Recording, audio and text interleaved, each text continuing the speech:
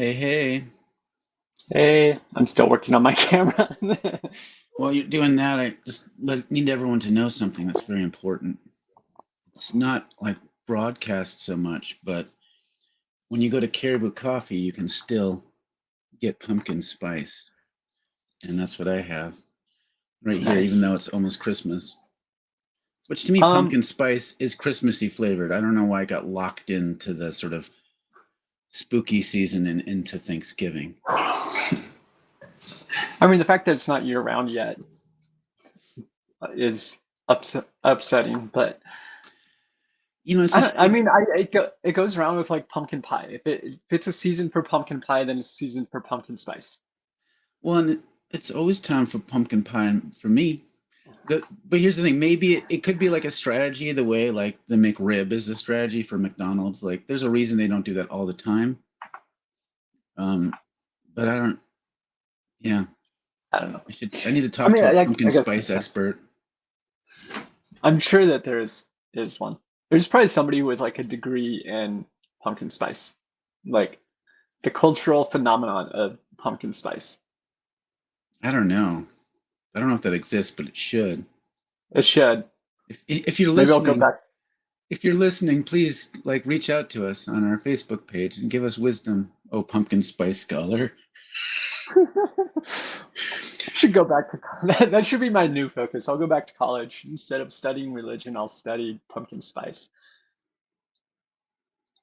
I mean, wasn't there a pumpkin spice and Spice Girls that got kicked out before they went big? No, there was not. There was So not. we're not talking about pumpkin spice really today. We're giving final reflections because this is a limited series, um, exploring subversive spirituality. And today we're gonna talk about two things. We're gonna talk a little bit about the different movements and figures that kind of inspire us personally, and invite you who are listening or watching to do the same. But then we're going to talk a little bit about how, in the season ahead, CPI is particularly wanting to nurture resistance, and what that looks like. I mean, we've kind of been talking about it, but we want to make it as plain as possible because this is our last episode, and then Christmas is right around the corner, and then we have like our final week before the end of the year for fundraising, and so we want to really make it clear what's at stake with our fundraising this year. Yeah. Um, But since it's our last episode, if you're watching live, feel free to throw in questions that you want us to oh yeah, answer also. we could go past our regular time a little bit if we want to. Yep. We're not bound by that. Just here's the link. If you go to www.prophetikimagination.org, you can see some stuff, including a link for supporting us. Right now, just to put this out front and center and get this out of the way, we are every donation before midnight on December 31st, basically by the end of the year, will be doubled.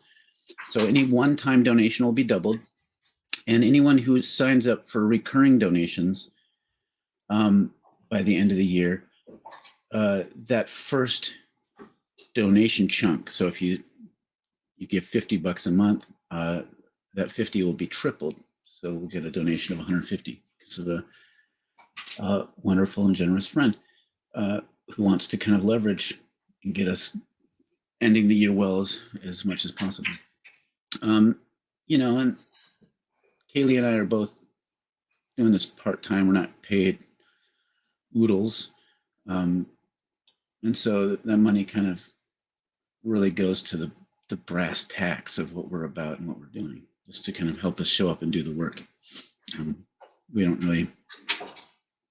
We're not like making bank off it. It's really, we're pretty efficient, small organization. So, and there's other stuff like, I could just put this one up real quick. We are taking applications for our fall 2023 cohort for our 2-year spiritual direction certificate program. I've talked about that before. It's about spiritual direction, but applied more broadly towards an understanding of social systems. So what is a very overtly liberationist spiritual direction program look like? This is what it looks like.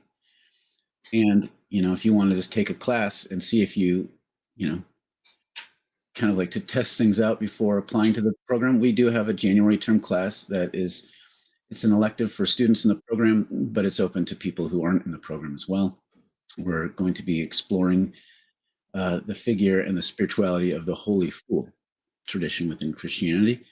And that's happening in January, Thursday nights in January from 6 to 8 p.m. Central Standard Time. It's online based, so it's easy to access. And it's pay what you can. There's a sliding scale suggested fees for that, but it's really pay what you can. So all that's behind us now. Yep. Do you have your go-to favorite kind of subversive figures within, like, I don't know, in general or within Christianity in particular?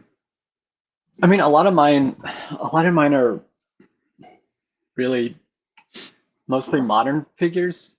Okay. Modern's fine. Yeah. you do most of like your studying on historical figures and stuff. That's the kind of fucking nerd that I am. No, I know, but my stuff is ancient Near Eastern history, and then skip everything to like the 1900s and later. Like there's no in between. Who are some of the more recent ones? Like, I mean, we did a couple in there that were recent, like Ernesto Cardenal only died a handful of years ago.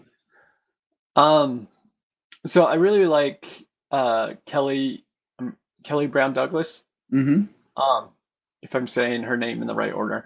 I mess up when there's like when people have last names that sound like first names and they use a middle name. It's like Douglas Kelly Brown. What Brown Douglas Kelly? What the fuck? It doesn't help that I'm dyslexic either, so like it never stays straight. Anyways, especially her work on sexuality is like it's amazing. And to be able to examine how white supremacy has affected sexuality and our understanding of heteronormativity in the West. Mm-hmm. And then obviously she takes it further and like applies it specifically to the Black church, which is what her focus is on. Mm-hmm. And I mean, it's such a great work to like realize that white supremacy basically uses its hold on heteronormativity to oppress other cultures, and the fact that we still live in a society that honestly thinks that heteronormativity is like the norm is crazy, because most societies have not seen heteronormativity as the norm. That's true of ancient societies. It's true of societies that we've colonized. Like, it's just not the truth. And yeah, I mean, we kind of need to realize that racism and hold on sexual ethics is like hand in hand. Like, they exist together, and because of racism, we have sexual ethics that we know in the West. Yeah. So, are you the particular book that from Kelly Brown Douglas? Is that what we're going with? I think it's I think it's Brown. Is that Sexuality in the Black Church? Is that the name of it? Yeah. I have that. It's sitting on my table because I figured it might be applicable to my dissertation. And I want to connect, because this to me is very clear in my head, but it is oftentimes people are like, what the hell are you talking about? The way that oppressions intersect it's important to really look at it this way, because there's a reason why heteronormativity and cisnormativity are important to the systems of power. It's not just that Christians like convinced a bunch of people to be prudish in some kind of way, and so we're locked into it and it's bad. Like, that's too simplistic. It's really about the way that religion is used as a lever by systems of power for moralizing so that people conform is important thing to think about by itself. Then you add the idea that somehow the sort of patriarchy needs some kind of understanding of a hierarchy that's baked into nature that some people have and other people have not. Some people have power and some don't have. In order to have that be grounded in biology, the logic of capitalism and colonization and white supremacy, there needs to be a hierarchy of biological order for that to be seen as like scientific somehow. And then the idea that somehow that this is just kind of tangential and unrelated to white supremacy. No, like property rights, like all this shit is just so interlocked and baked in. And so when we're talking about queer shit, it's not the thing we're not wanting to stir up in people is like, oh no, you shouldn't be oppressed. Why can't you do you? And let people should just mind their own business. Like that kind of response always irritates me because it kind of assumes that the problem is being mistreated. And that if normal society could just treat us nice, then that would solve it. No, we actually do have a queer agenda, and it's to dismantle cis heteropatriarchy because part of how this is where Judith Butler's stuff is so great, and other people have kind of built on this. We are all kind of kept within kind of the cage of social scripts, and it's almost impossible to notice it when you've been formed within it. And so resistance comes from a deep, innate sense that who society tells you are doesn't fit. So queer people learn that in a way that other people don't. Because in our bodies, how we express gender, our sexual desires and longings, all that kind of creates this disruption in the script, and we can notice and kind of wake from it in a way. Not just because we're oppressed, but because in our bodies there's a longing that the society. So queerness is a really important challenge to cis heteropatriarchy, and we exist for the benefit of the world. It's not just that we need to be treated better, it's that people need to sit back and pay attention and listen to what we're talking about. That's true in other ways for different marginalized groups. But, we're talking about queerness because that's our experience. It's our lived experience. This is important. I mean, shit. and it like that's really why there's this really strong push in Christian conservatism against like marriage equality. It's because it forces the recognition that power no longer is held in their white supremacist ideology. And I say that from experience because that I was literally in that same boat. Like whenever marriage equality became kind of the rule, it wasn't really, because it was based off of a Supreme Court ruling, which we've now learned means absolutely nothing apparently. But like at the time I thought that I was a cishet male and living a very conservative Christian life. Yeah. And I couldn't put my finger on like why it was so wrong, other than like I thought that the Bible spoke against it. But really it was like being able to look back on it and understanding the complexities of social systems that I do now compared to what I did then. Like I can look back on it and say it's honestly because I was feeling my white power leaving. Which shouldn't necessarily be the thing, because that means that white power is based off of your ability to oppress other people, which is kind of fucked up. But that's where I was. And so like at least whenever I'm talking about this, it's not just that I like to criticize other people for having messed up views. No, it's actually I had these really messed up views, and I am actually recognizing what they were in myself and recognizing that I am probably not alone in what I was doing. So no, this is a thing that people often, I was talking to someone about this the other day. People have often accused me of being very intimidating because they think I'm strident, because my views fall on the bell curve like of extremity, and I have passion about it. But anyone who knows me at all is like, I'm a big softy pushover. Like I don't like arguing with people even a little bit. I really don't. I love people, and all that is coming from compassion. You get it's easy to get locked in when you hear people think that you're being polarizing or antagonistic. It's easy to buy into what they're saying, but most people that I know that are passionate about justice and want to challenge this stuff are doing it from a place of deep compassion because they want their communities to be safe and celebrated. And when I challenge, like, I have so much ridiculous compassion for cis het white dudes because I thought I was a cis het dude for a long time, and I'm a white person, and I know what that does to someone, and I want people to be free. I don't want to cancel people or be woke policing. All the stuff that we talk about is about people finding liberation, and that includes people who are kind of at the top of the power chain. It's just they're fucked up by it. They even if they don't see it, I see it. I know it comes off as arrogant to tell someone that they're oppressed and don't know it by something, or constrained by something, and they lack the capacity to see it. I get how arrogant that comes off, but prophets are always accused of being arrogant. It's kind of part of the thing. Yeah, I mean, just if you read the stories about the prophets in the Bible, whenever they come up against people in power, they're not generally well received. Nope.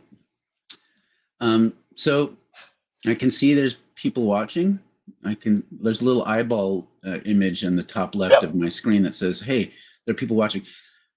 Send your comments, questions, reflections. It doesn't have to be on this, topic. But anything that we've covered, any questions you might have, because we can go a little longer today. Yeah. So Kelly everyone is getting ready for Christmas right now and just has us in the background. Can't that's cool too. Comments. I mean, we can just keep talking too. Yeah, I would like to loop you in if we can, folks. Mm-hmm. Different movements, resistance moves. I've already covered Ernesto Cardinal and why I dig him, but like to me, liberation theologians are significant to me. But the ones that I love the most are the people who embody it. And there, I think scholarship is great, but like to me, the hard thing is the on the ground stuff. It's like the harder thing. And so I love the people who are like really doing their work from that space. And there's a lot of liberation theologians who do. They tend, and that's just, it's sexy as hell. Someone who is willing to kind of, who has a big, beautiful brain, but is also engaged in praxis in some kind of way. So like you can see this, I mean, it's the strength of a lot of theologies of liberation is that they usually are informed from below rather than some sort of 10,000 foot view to varying degrees. I'm trying to think of like who some of my favorites are besides Cardinal. My mind's drawn a blank. I'm looking at my books around me. That's fine. If anybody's listening and has their favorite,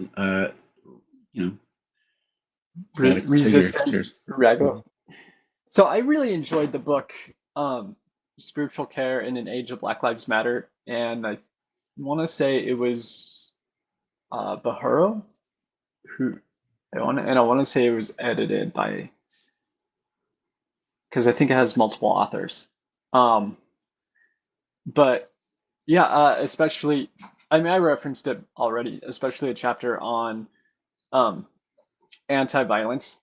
It's just it's so good. Like I don't think I've read anyone talk about anti-violence as opposed to non-violence in like such a concise way to like make it super understandable. And it's like and I think part of it is because it's given a little bit more language for like what we actually feel, because like there's a sense like, Gandhi used nonviolence, right? But at the same time, he used nonviolence in India, where Indian people outnumbered British people, and the economy was reliant on on Indian people. So nonviolent actions worked because they were in fact anti-violent. There is a sense in which the size of a marginalized group is too small in which non-violence is actually like a feasible option. Like if you have all the trans people like decide that we're not going to work anymore, it's not really going to impact the economy. There's just not enough of us, right? This is why solidarity is so fucking important, and why it's so easy for groups to just dismiss non-sizable oppressed groups.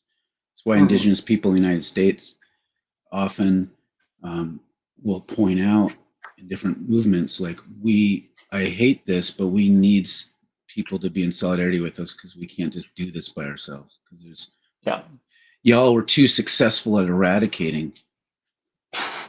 Gasp. Yeah, speaking of eradicating, like the way in which our system wipes people out. I just want to do a little book plug. This isn't out yet. It's coming up in February. But my friend Jonathan Stegel, who's on our board and who's been involved in, Reclaim the Block and MPD 150 kind of stuff in Twin Cities, like leading up to the George Floyd uprising. He shares all sorts of great resources, and this is one that's coming up from Ashton Crawley. I don't know who Roberto Servant is, and others. Abolition and Spirituality. It's a collection of linking spirituality with different abolitionist movements. And today, when someone says abolition, they're not talking about, Civil War figures who are against slavery. It's about the entire carceral system, prison abolition, police abolition, different kinds of institutions that exist to constrain, like wage abolition. Like basically, we can work towards not having oppressive structures by abolishing them. And to me, it's a much better framework than kind of the sort of tired. You're talking about anti-violence as kind of like a more helpful way of framing nonviolence.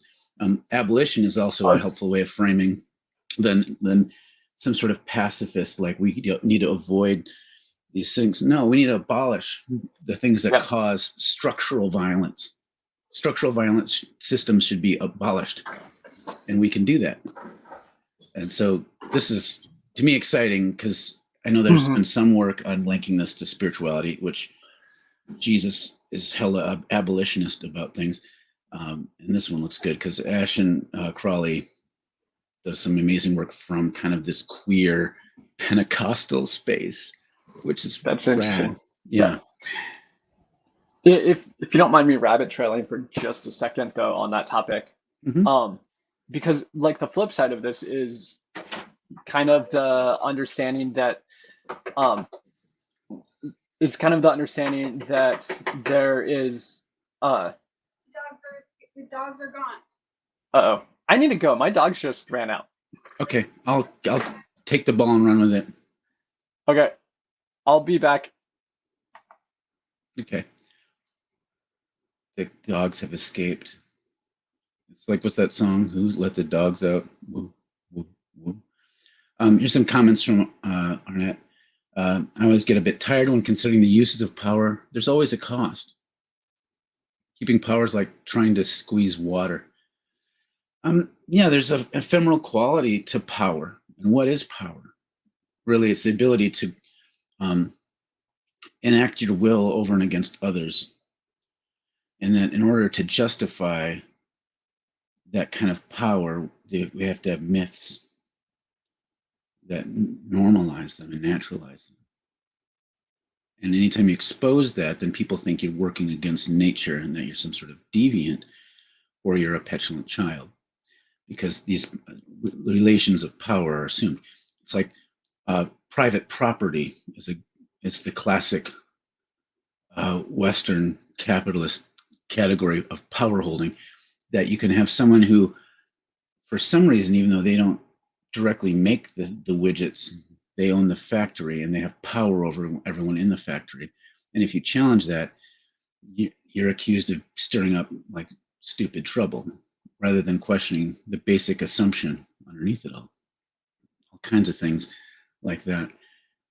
uh, the idea that a bunch of people, thousands of people, are subordinate to Jeff Bezos, or were when he was, well, they still are, but particularly when he was functioning CEO. It's if you keep asking questions and follow it down, it's irrational to think someone has that level of ownership over other of all these the means of production and different products, and that they can have power over the fate of people because somehow it's the myth is that there's an exchange. Hey, I've got my labor, you give me money, easy, peasy lemon squeezy. It doesn't work that way. There's a set of myths that make that seem normal to us, and so because we're so formed in it, we think it's common sense. And then if someone starts spouting socialist sorts of things, it sounds complicated and difficult and strange. It's not, it's more simple than capitalism actually is. Arnett says, I hope the dogs are all right. I have had mine escape a few times over the years, singly or in a group. It's nerve wracking. Yeah, it's like I have a cat. I never thought I was a cat person. I think I just am an animal person. I just love any sort of little being that's cute and fuzzy. But I grew up with dogs, and they were always outside dogs. And then we got a cat who's named Frey Guevara, and he just is. You can leave the door open, and he might kind of like, timidly walk outside just to check it out and look around, and then run back in. So he'd never really escaped. But don't tell Frey this. I tend to think dogs have more personality and can relate to you more in a sort of a give and take way. So I tend to think Frey is a little vacant sometimes. Okay, did you get the dogs? Oh, you're muted. Yeah. Okay. Yeah, they went to the empty lot. But our husky is acting like something might have happened. She's okay. I checked her out. But like her tail is between her legs and stuff like that, which when she gets out, she's normally all happy, like, oh hey, I ran around. But she's like, so something kind of mildly traumatic happened, maybe. I think she might have got hit by a car, but like one that saw her and slowed down. Okay. Yeah, but she's okay. I checked her out. I checked out all of her limbs and made sure she can put weight on them. Felt around, so she's okay. She's just maybe a little bruised up. Maybe a little bruised. Our pit bull that we just got, like not even a week ago. He was fine, and he came right to me as soon as he saw me. Yeah, we live on a main road, and it's not a safe place for it's not a safe place for animals. And we had people in our yard yesterday that they must not have closed the gate all the way. So okay. Yeah, I'm glad they're okay. They're okay. They're home and inside, and yeah, got my heart rate up. And I'm still coming down from the adrenaline. Well, maybe we can channel that adrenaline to talking about resistance, like what we're kind of looking at in the season ahead. Yeah. Well, actually, you want me to finish my idea before? Oh yeah. Because it does fit into all this. Okay. Yeah. That's fine. We had some stuff happen. Yeah. And we also have comments from Arnett that we'll get to. I got to the comments. Oh, did you? Okay, while you were away. That makes sense. Yeah, on the idea of abolition, that there like I don't think people like realize that like theology is foundational to certain things, and where you get your theology from, it really impacts like how you're gonna view the world. And like the greatest example of this is somebody cited Jonathan Edwards to me yesterday about in the context of people needing to have the right interpretation and understanding of the Bible if they want to be saved. And I'm like, Jonathan Edwards was a slave owner. Like, if we're going on right interpretation, like he's kind of screwed. And that's kind of like the thing is like we take on theological understandings that come from like people like Jonathan Edwards that literally thought it was okay to own other people. Like at some point you have to be able to recognize that that is going to inherently be foundationally corrupt whenever that the person behind it is able to hold those types of views. And there is certain theologies that must be rejected because of their fruit, and the theologies that led to slave ownership is one of those theologies, but yet we're still like citing people like this as like these theologians that should be understood and listened to and studied. And it's like, no, screw those guys. Find somebody else that at least had the There's decency to understand humanity. Well, that's the thing. People will link into like, Martin Luther or John Calvin, like as though those are the only options. And they'll get prickly about when you challenge that. It's like, look, we're not saying just to be ahistorical and want everything to be pure. Just got to recognize that some of these sorts of horrific things are baked in a way that we sometimes we can be naive about. We don't necessarily recognize them because of how much our social systems, including church systems, normalize that shit. And so we don't feel, it doesn't bother us. Like, it's like, okay, so Luther was an anti-Semite. I can kind of just read past that. Like, you can't. It's really baked. It's really more baked in than you'd think. It shows up all the time in ways that, if you're paying attention to it from that perspective, if you're Jewish, I mean, it's literally, and you can sniff it in anything that kind of comes from Luther that much. And if you're gonna still try to utilize Luther somehow, you got to really do that work and connect the dots and it's like, but people are like, don't cancel, or there shouldn't be an asterisk at the beginning of every book. It's like, why not? What are you trying to protect here? What's at stake for you? I mean, there is a literal connection between the ideology of Luther and Hitler and the Nazis. Like it's not actually like coincidence that those two things happened in the general same vicinity. There was anti-Semitism baked into a culture that was picked up on in theology that was then exploited by a person who exploited religion to cause horrific things. Like those things are actually connected. Well, there are all kinds of ideas within Christianity, and particularly Western tradition, of like, there's an authoritarian understanding that I think Jesus really is trying to get at, that we kind of backtrack on and try to like justify hierarchies of being and authority and power. And then also the Protestant tendency to separate spheres might seem like it challenges the sort of power mongering of the Catholic Church, but it just creates more space for power to hide in some ways. And so you end up having like, well, no, this is a church issue. Politics is over there. And so it creates little nooks and crannies to hide all sorts of oppressive views, because you can always do a little like shifty game in order to absolve yourself of responsibility or being enmeshed within a toxic system. Also, it's really ahistorical. Like we have Western Christianity, and that has been baked into politics since what, the 300s at least. It like, you can't just show up 1700 years later and be like, oh, we're not political. Yeah, you are. Like, that's literally your history. Well, yeah, I could go down that road for a while. Just comments, and we want to get to some of the things we have up. But like, this is the thing. I think, just to kind of like wrap that up a little bit as a takeaway, I think the important thing here isn't so much that it's like people need to be ever increasingly strident and pure.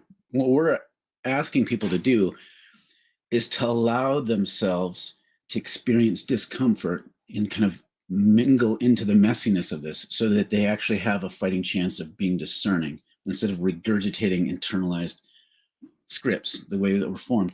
and stop treating some of this like it's sacred, and like ask, where is the sacredness actually in this arrangement? And at the very least, liberation theologians and movements would say, if we're going to start looking at something as sacred, it should be the way in which God attends to those who are suffering, and those who are oppressed, because God longs for their liberation and healing.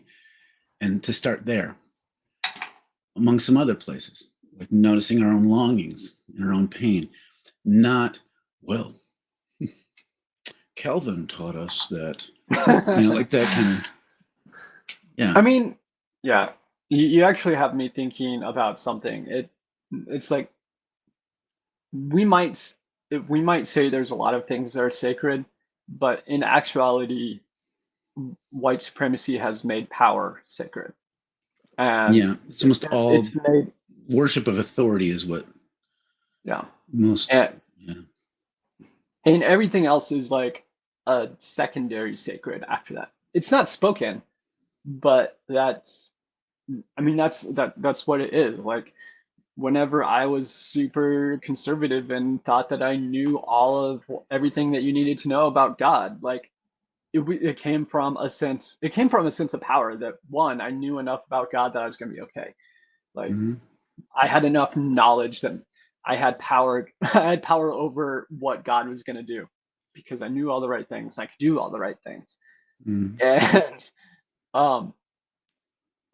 like, that's actually a sense of prosperity gospel, if you think about it. And all prosperity gospel is about power also. But yeah, it's all making power the absolute most sacred thing, like even more sacred than God, I would say. Whether or not God becomes a symbolic referent in order to justify power. So God is put into service of power. Power, yeah, fuck. Some comments here. I'm awfully rural. One of my Saluki. It's a Saluki. It's a dog. It's a dog. Yeah, but what kind of dog? I'm not sure. I'm gonna look it up later. I love the name. It's a great name for a breed of dog. Males got out of the yard and headed north, and if he hadn't stopped to make friends with the family a couple streets up, I might not have gotten him back. Bev writes, exactly, Kaylee. Oh, it's one of those. Why do we cling to these famous Christian theologians who weaved their own bias in what they taught? Missionaries especially. Gross. Like, I have all sorts of books on my shelves from famous theologians and some not so famous ones. And I also listen to people who aren't theologians at all and assume that they have insights into what it means to be human and the nature of the divine. So I think it's okay to like engage this stuff, but yeah, when we enshrine it and elevate, like we got to ask, why are we elevating this person? Explain it to me as though I were a small child. Like, that's always a great, like, explain it to me as though I'm little, is a great thing to ask anyone who's really kind of like assuming a bunch of stuff. It's like they're untouchable, and to point out their mistakes means we're ostracized. Yeah, I get it. Yeah, it's really interesting. If someone's reactive because you ask a legitimate question that challenges something, you can tell that they're attached to it in a way that they might not be fully aware of. That's why people don't like people who challenge stuff, because it really makes them naked. Yeah, definitely. There's a tweet yesterday that was something like, believing the love of God is greater than man's interpretation of a book will get you kicked out of a lot of churches. Yeah, but how do you even know? You can't even know what love is unless you obey Scripture in a way that John MacArthur tells us, or whatever. Gross. So yeah, we're past time, which is fine, but we want to kind of talk about at least two things that we're going to do in this new year, and it's why we need to reach a certain threshold of our fundraising, because like we won't be able to. We won't be able to like get Yeah, we won't be able to keep doing this unless we can reach a basic minimum, which I think I have to add a new donation. So I think we're past probably almost to 1,500 now, but we need to get past 20,000, and we need to have more recurring donors in order to kind of move ahead. And even then, it's not a slam dunk. We'll have to continue doing some fundraising into the year. But two things, like we've talked about, we have the spiritual direction training program, different class stuff. We have our online presence. We're doing different kinds of resources like print and, digital kind of resource stuff. And I missed something in there, retreats and things. But a couple of things that we really want to focus in on in the new year that are specific and helping us bring some of our mojo to different spaces, to help people kind of discern how to show up and resist in some kind of way. One is our LGBTQ Call to Solidarity project that we're really going to start cracking on in the new year. And the other is this discernment circles thing that haven't really started working on that because I was waiting to see where our funding was going to be at. Maybe I can just say something about the discernment circles, and you can say something about the Call to Solidarity. We can then riff up, talk more specifically about that one. So I have these different models and, ways of bringing kind of some of the spiritual director mojo into kind of an activist framework.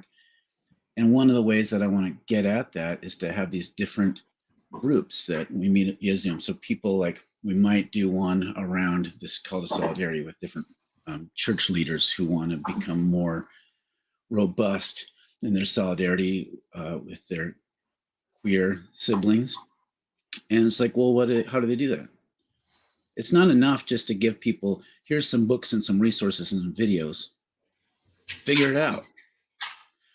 I think that kind of more of that presence of like helping people discern and guiding them through stuff is something I think lots of groups need more of. And it's kind of particularly my strength. And so one way of helping get at that is to have like say a group of 8 people meets for 8 weeks, and then we all each of them gets to present on what they're grappling with, and everyone can share their wisdom. And I facilitate that process of helping them go deeper into how they show up in some kind of way. That's a discernment circle. Another discernment circle might be how young queer activists in specific nonprofits or groups can show up in some kind of way. There's wisdom that they can share with each other and cross-pollinate notes, and then also discern together. There's really that model of just kind of like, in a way, it's like group spiritual direction, but with a strong emphasis on understanding how social systems work and sharing wisdom. And so I want to convene as many of these as I can do and have it be like people pay what they can to participate so that I can get compensated for my time, but I'm not trying to make money at it. That's not the goal. It's just to be able to hold more of these spaces, to bring more discernment, wisdom into different kind of group spots. And that could also be a way, more specifically, like if some group out there, like what I really want to be able to do is have at least 1 or 2 organizations or churches in the next year invite me to guide them through the infinity process, which has several phases. I've shared this before. This is on our website. If you go to our website and look in the menu, there's something on the infinity process, basically a retreat where I kind of lay out the framework and kind of focus on guiding individuals through their inner work. Phase 2 is working with the group and how some of that inner work reflects out in the world and how they can start discerning action, collective action. And then phase 3 is following up and offering resources so that like any group that goes through this process seriously will transform their way of being in the world, which is a strong claim, but I fundamentally believe it. Otherwise, I wouldn't do this work. So if there's a group out there that wants to discern how to show up in a way like oriented towards justice, You don't have to have more in mind than that. They want their church to be, or group, to be more rooted and like active in a way that's still deeply spiritual. This is a great thing. And it's kind of like, and it can be followed up with ongoing little discernment circles. This is the kind of work I want to do. So if there's anyone out there who wants me to come do that, let's talk, figure it out. And I'm going to hand it over to you to talk about the call to solidarity, because this is a big thing that really an entire big organization could have as their struggle. So we're kind of like trying to leverage it as much as we can, knowing that it's a big task. It's a big ask. Yeah. So the call to solidarity is kind of came from the recognition that like especially in Christian like denominational spaces, that even the most like affirming denominations, they tend to stop at affirming, and affirming tends to be like the goal and not the starting point. And the starting point really should be affirming and then move out further from there. And so what we're going to try to do is do a call to solidarity, which is essentially the call to move from affirmation to actually standing in partnership with LGBTQ plus people. Because we are currently seeing so much in the way of violence, of legislature and policies, school board like changes that are specifically targeting the queer community. And we don't just need individual people to show up with us. We actually do need entire organizations to stand with us whenever it comes to voicing like the actual need that is out there, to actually stand up and say, no, this is wrong. This is causing violence to real people. It is denying the essentials of their humanity. And us as a denomination, us as an organization, we're not going to stand for that. We are going to speak out against you. And a lot of organizations have not wanted to go there because they still want to like hold that middle ground. So they're there for the people that haven't even gotten to the affirming point yet. And we're kind of to the point where that's not enough. It's just not enough. And so we need to move to that next step. Something that I'm looking forward to, my friend of mine who runs their own nonprofit, is still a seminary student, but will be a seminary grad, and a minister, put together a toolkit for caring for trans siblings within congregations and organizations. I just read the draft and sent recommendations and stuff. It's not like a here's what to do type thing. It's more of a here's how to focus your thinking so you can apply this to your own situation and move towards solidarity with trans siblings in your church or organization. Because the truth is, like, even without going into the morality of abortion and all that, the truth is that has been the topic for the moral majority and the far right, simply because it's what they decided to move from when they could no longer be racist, like be outwardly racist. And the truth is, the ability to have control over other people's bodies is inherent to white supremacy, is inherent to supremacy. And abortion was that first step in there. And now that that has been removed, we are seeing an increase of laws that take away a person's ability to have authority over their own body. And it's time for us to say, hey, people are created in the image of God. Like, we make up the image of God. It's time to recognize the fullness of humanity in the people that are around us, and to actually give them control over their bodies instead of giving it to the control of white cishet politicians that are honestly holding power over other people's bodies because they want to hold power. It's not let's be honest, it's not morality. It's exactly what we talked about earlier, that God is a pawn in a play to have power. And that's what we're seeing with control over people's bodies. So it's time for Christians who call themselves progressive to actually be progressive and not just liberal, and stand in solidarity with queer people. Yeah, and there's concrete ways that take like some sort of position that you have on your website. I mean, I shared this on my Facebook recently. I've had 2 experiences with 2 churches that are both affirming, that both treated me in a way that was fundamentally lacking in respect. And so lots of people say, "Oh, my church is affirming." I'm like, "No, it's not. Probably not."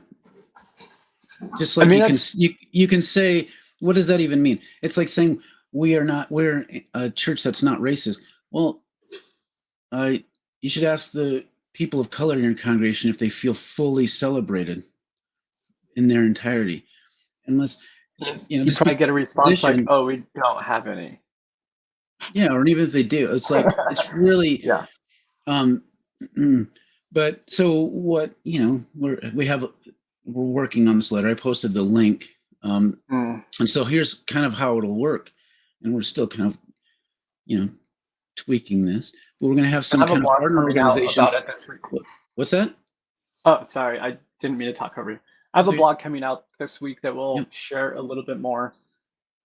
Yeah, I mean, but it's a big undertaking. Like Because it's it's, gonna be a lot. working with partner organizations to broadcast this and then have groups sign on to it, these commitments, and then providing resources to help them make good on the commitments and spread this around, so that we want to raise it to the level of visibility that people in a church that say it's affirming can say, "Hey, can we sign off on this?" And if they can't make commitments, then it kind of exposes. We want this to expose where a church is actually at, and not have it just be a letter that goes far and wide and gets some traction just as some sort of dead document that people I like that. No, because really it's not supposed to be a feel-good document. we have to operationalize what these sorts of commitments people that can easily make as a position, but have to be embodied, and people can think they know what that means, but if your church is centered around cis-hetness, it's not centered around the full expression of queerness, then it's likely that there's all sorts of stuff that's happening. And this is very consequential right now, this moment we're in our society. People are moving states because their kids are being forced to detransition in the middle of school. People are getting arrested for being trans. Like there was some thing that's being traction in Texas. Someone was arrested for being a man dressed as a woman in some space. The bathroom thing, there's all kinds of stuff that's becoming increasingly vilifying, and this is becoming a leverage point for fascism. Like Judith Butler last November wrote a piece on The Guardian, in The Guardian, about how this is a gateway to fascism. It's not an alarmist overstatement to say that. Countries everywhere where things are shifting rightward, anti-transness, anti-queerness is kind of front and center as the leverage. And a lot of people don't like talking about this, but this is all coming from a very Christian supremacist kind of framework. And so churches have a moral and ethical obligation to tangibly counter that, or they're complicit. It's interesting. I've also noticed, just to get scoldy for a second, our viewer count went down when we started talking about this. People don't like to talk about this shit because it doesn't necessarily, they don't think it affects them directly. Cis-het people are directly affected by this too. And it's time. It's time that we really start leveraging, because, for all the shit that's been going on, these legislation at every level, from school boards to cities to counties to state to federal to international different conversations, so little has been done about this concretely by the church, to the point where it's kind of disgusting. So, and scold. Yeah. I mean, that's not to say that that's not saying that there aren't groups and churches doing Oh, it, but there are. yeah, there definitely are. But we really need to see that solidarity model be a at least a goal in more than just the local, like, individual congregation level. Yeah, It needs to be an actual call of of progressive Christianity or whatever you wanna call it. Like, it needs to actually be on the forefront of people's minds. yeah, and this is the thing. Like, yes, there's some beautiful examples of churches that are getting at this, and some denominations have taken stronger stances than others. And there's a lot to learn from the examples of different groups that have what the work they've already done. We're not trying to like minimize that, but I think all those groups would recognize, well, then more needs to be done, doesn't it? It's time to like really take a strong stand in solidarity and not say, well, I do my progressiveness in other spaces, because it's right now, and this isn't to somehow prioritize this over other struggles. It's to say this isn't too important of a struggle to not do something about. People can walk and chew gum at the same time. And that whole posture of like, oh, there's so many things wrong with the world, I have to make sure I choose the right one. That's a posture that's a weird posture to take, that It's assumes a weird that posture. you're outside of it, that you're somehow outside of it. Yes, you have to manage your time, and I don't want people to burn out from doing too much. I mean, But yeah, there are if everyone people does a little there bit, then it kind of has some traction, doesn't it? and there are people like, I mean, let's be honest.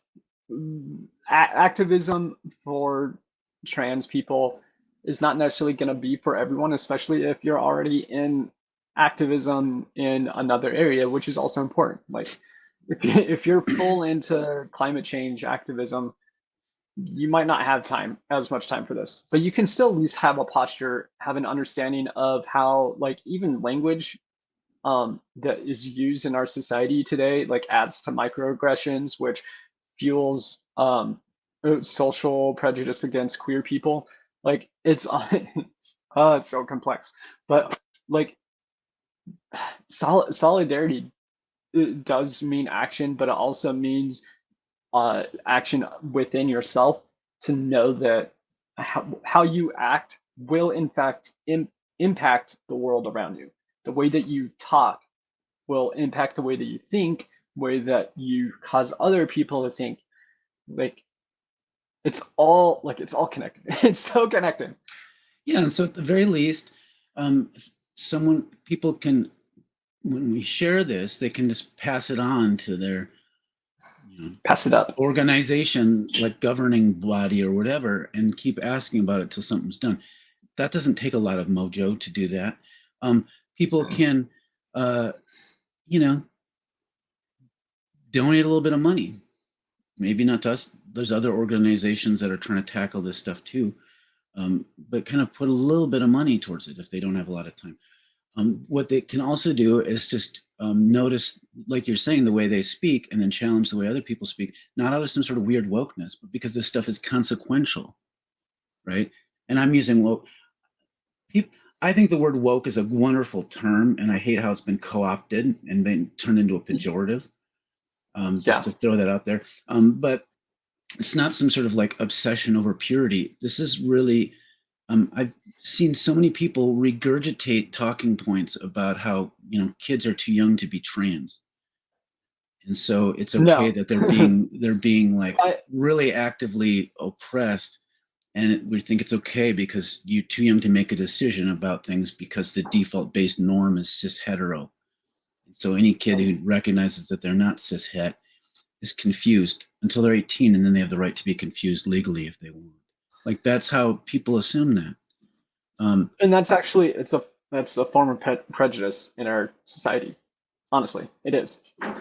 Yeah, and I've had so many experiences where my mental health, my morality, my integrity has just been called into question just for being a trans woman.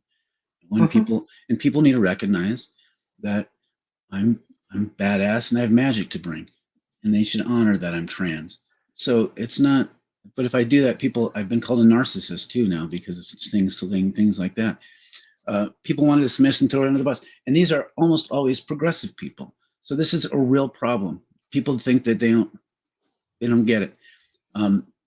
So we want to do what we can on this, even though it's not a really popular thing to talk about.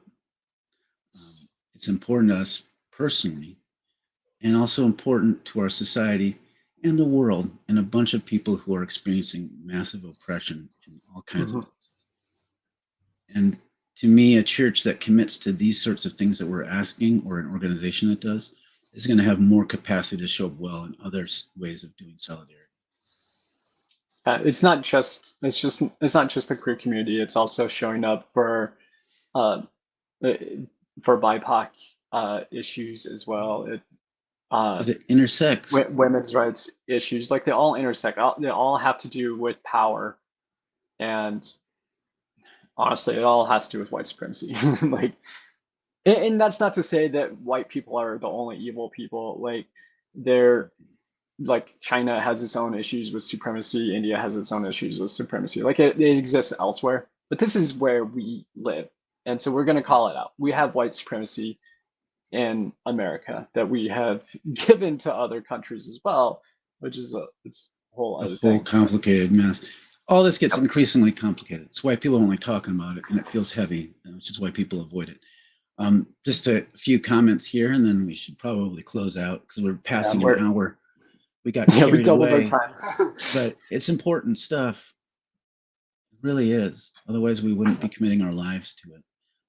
Arnett says, "Oh dear, power enough to manage God." This is from probably from half almost hour. 20 minutes ago.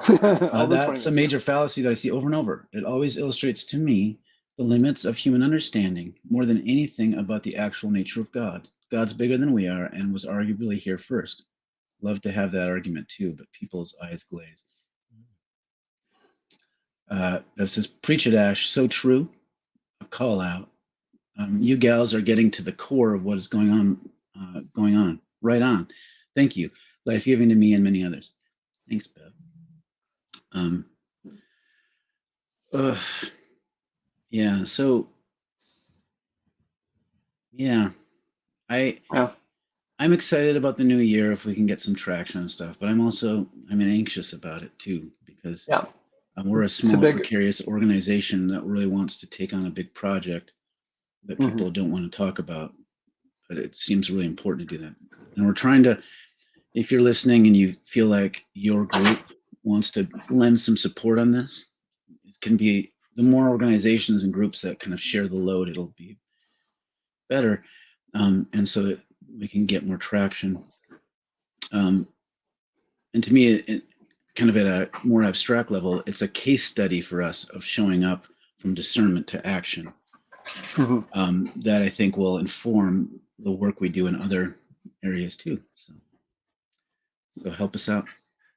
Yep. Well, with that, this was our final episode of this. We'll probably do some kind of video stuff like this in the future, though. Yeah, it's a lot of fun. This ends this little project of the year end. So we'll see you all online sometime. Take care.